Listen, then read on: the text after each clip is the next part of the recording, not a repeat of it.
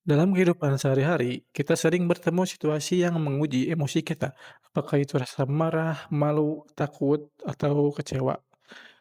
Pada bagian otak yang mengendalikan cara kita merespon, video ini akan menunjukkan bagaimana kecerdasan emosional muncul dalam berbagai adegan di sekitar kita.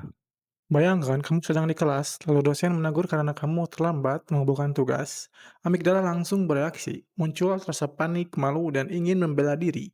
Tapi ketika korteks prefrontal mengambil alih, kamu bisa berpikir lebih jernih.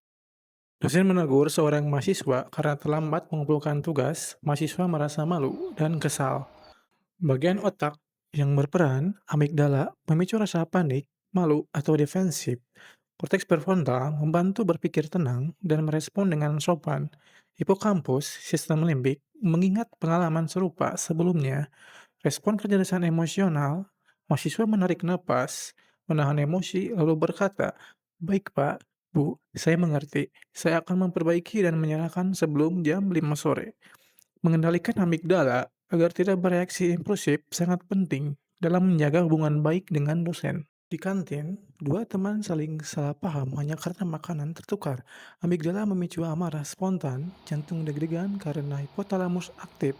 Namun, kecerdasan emosional muncul ketika salah satu memilih untuk tenang. Santai, mungkin pelayannya salah. Yuk kita benerin.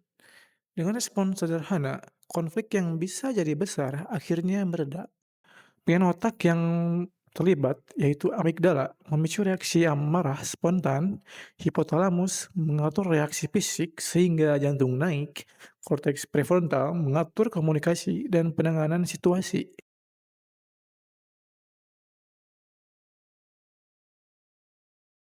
Media sosial sering jadi tempat yang memicu amigdala karena komentar negatif yang menyakitkan, namun kecerdasan emosional membantu kita memilah mana yang perlu ditanggapi dan mana yang perlu sebaiknya diabaikan. Aku fokus ke komentar yang membangun saja. Ketenangan inilah yang membuat mental tetap sehat. Seseorang mendapat komentar negatif di Instagram atau TikTok, bagian otak yang terlibat yaitu amigdala memicu rasa tersinggung. Sistem limbik mengatur rasa sedih atau kecewa, korteks prefrontal menentukan respon yang sehat. Respon yang baik yaitu mengabaikan komentar negatif dan fokus pada feedback yang konstruktif. Tidak semua komentar harus direspon. Di dalam otak kita ada sebuah sistem penting yang bekerja seperti pusat kendali emosi, perilaku, dan memori.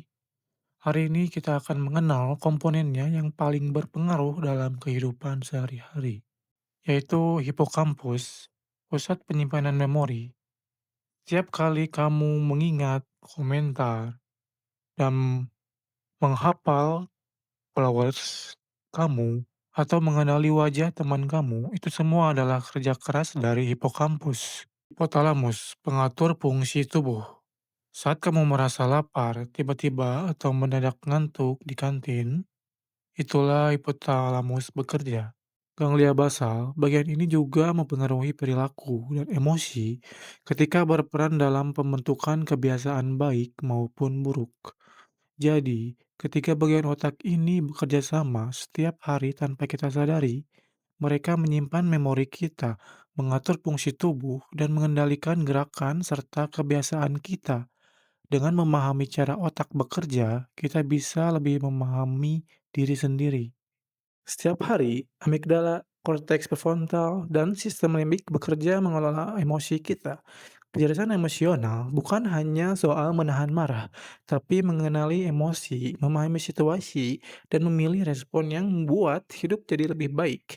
Dengan memahami cara otak bekerja, kita bisa belajar mengendalikan diri dan menciptakan lingkungan yang lebih harmonis.